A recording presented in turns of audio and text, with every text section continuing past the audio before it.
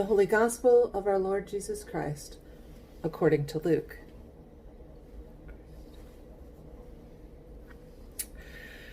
Now on the same day, two of them were going to a village called Emmaus, about 7 miles from Jerusalem, and talking with each other about all these things that had happened. While they were talking and discussing, Jesus himself came near and went with them, but their eyes were kept from recognizing him.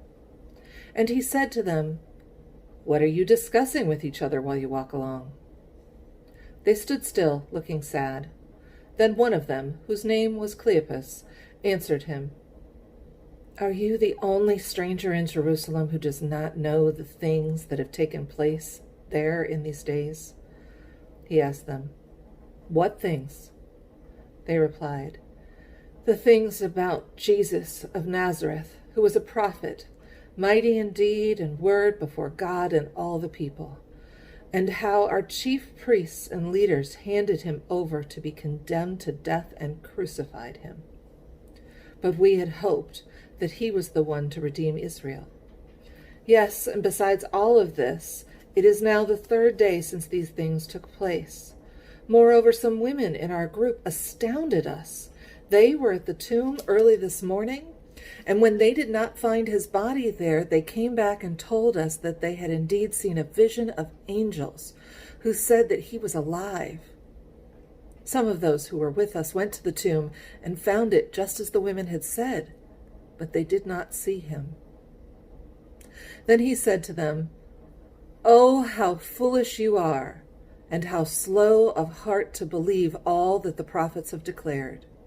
Was it not necessary that the Messiah should suffer these things and then enter into his glory?"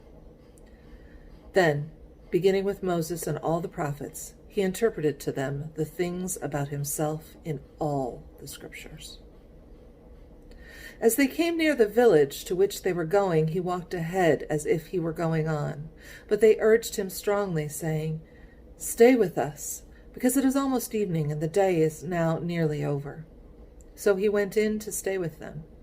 When he was at the table with them, he took bread, blessed and broke it, and gave it to them.